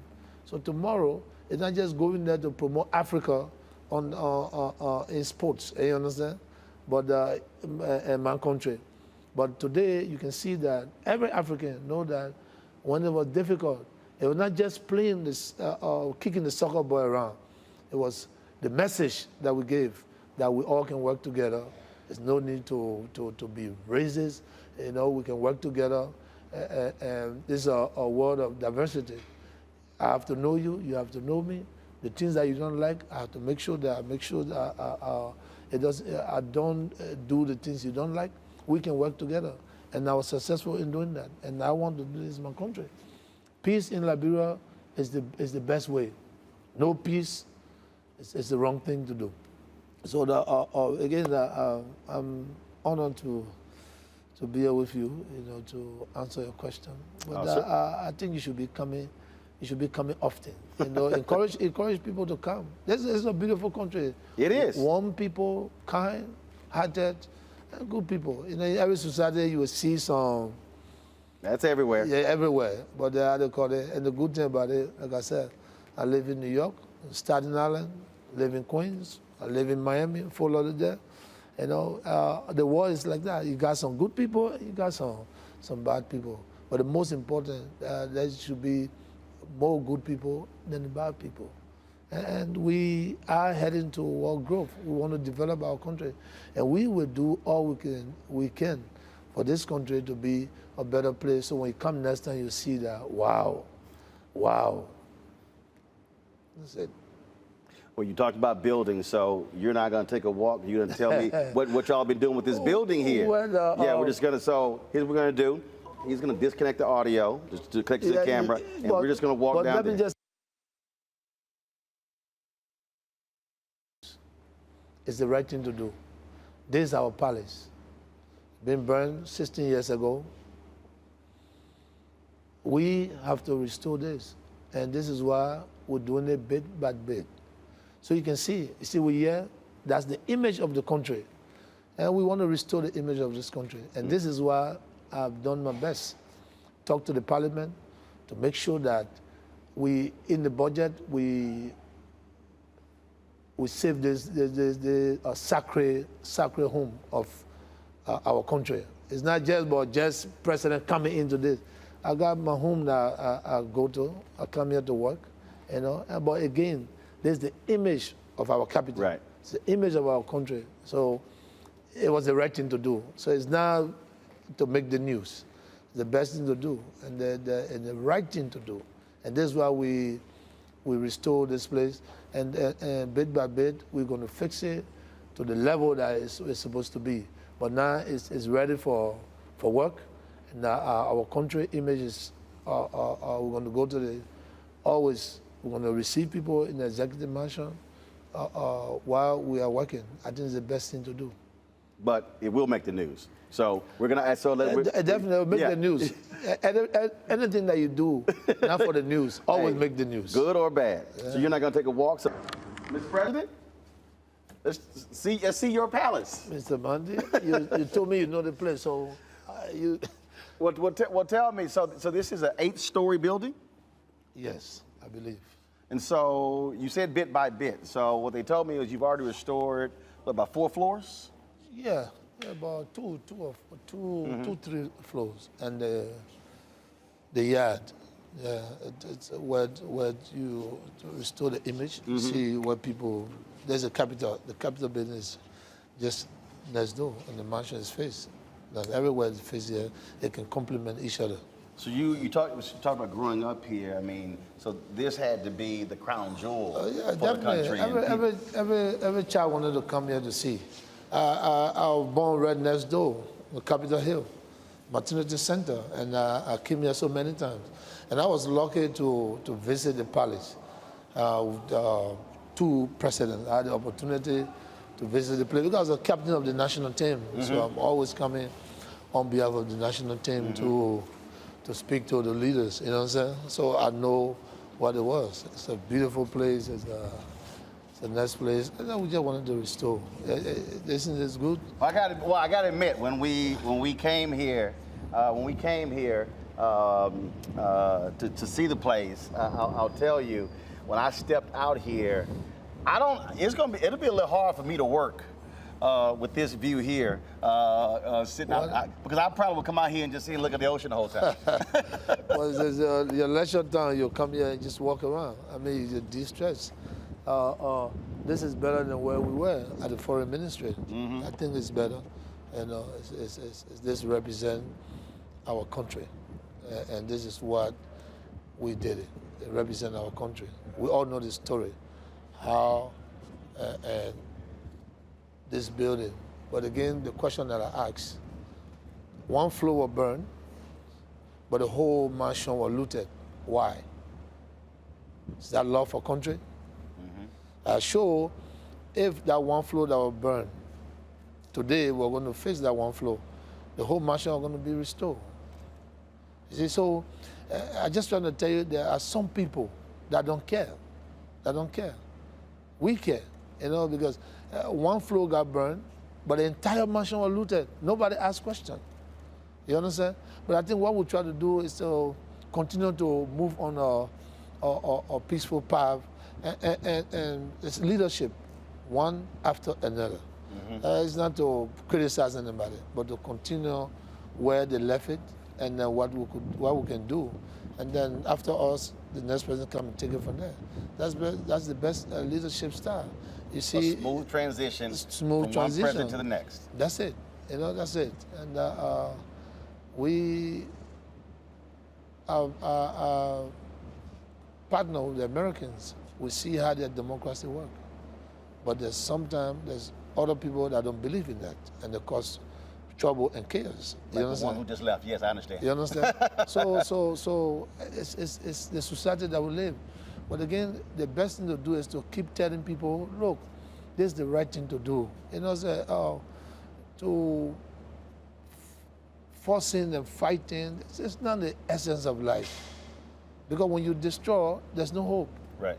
You know, when everything is okay, when you can dialogue, then you have a hope that, you know, you can be what you want to be. You know, anybody can be somebody. You never know. That's what I said to my friends. I was here with you. I was in the street. I'm in the ghetto, born with parents that have great possibility, but I ended up in the ghetto. But my destiny was not tied into the ghetto. But maybe that was experience to continue to see how things are. Now, when I decided to discipline myself, I saw myself somewhere else, opportunity, and today I'm here. But when you're alive, there's a lot of opportunity you can get. If you are no more, you're gone. So war and destabilization, all those things are not called for. Right. You know what I'm saying? I can be here tomorrow when I'm here. I can see what you do when you get there. And, you know, and maybe you'll need my advice. Then I can advise you to say, well, when I was there, that certain thing I did, and I could have achieved it, but I could not. But I think that's the best thing to do. So we leaders today, we can work tomorrow for the country, even as an agent of the country. You know, so we shouldn't see each other as just politicians. We family. We want family. Most of my friends that I grew up with in school, they are running against. Some of them ran against me. You understand? They ran against me. But that's the beauty of true democracy. You understand? I went to 2 elections, not 2005 and 2010. The first, I went as a head of the ticket. The second, and they put me out. And then the third, I stayed on the head, and today I'm here. 2005 was not my, how to call it, but again, what happened in 2005? If I was going to persist and resist and believe that fighting was the way, it was not the rule of law, or looking at the country to move forward, maybe I was not going to be here. Maybe I'm not going to be here. But the fact that I could even accept to be peace ambassador of what happened in the previous elections, since I had to call it today, I'm the president. So you can see that when there's peace, there's prosperity. You understand? So I want everybody to understand when I talk about peace, because it's important. It's important. President George Weah, I appreciate it. Thank you very much for having us here. Thank you, Martin. And good to see you. Right, we don't do the handshakes, but we'll definitely do we'll do that. I see you in your quarter. I was in Ghana for the year return in 2019. Okay. Oh, that's good. Nice. So I have a designer there who hooked me up. Oh, so, that's good. I wasn't going to wear a suit. There's no suit in my bag, so I got all traditional gear. You'd be surprised. I'm the the actual propos maker. I brought the style in the propos. I know. No, they made sure that I go back with several outfits. That's it. Propos, how you call it? Propos. Propos. Yeah. Oh, propos. So I go back. So it's called propos suit? Yeah, propos suit. Yeah, okay. Propos, yeah. But I can't wear with the tennis shoes. You can wear with sneakers, you can wear with anything. I got to wear loafers. Loafers. Can't wear tennis shoes. But that's good. Loafers is good. That's the best thing to do. I appreciate it, sir. Thank you very much and good luck. Okay. We're going to get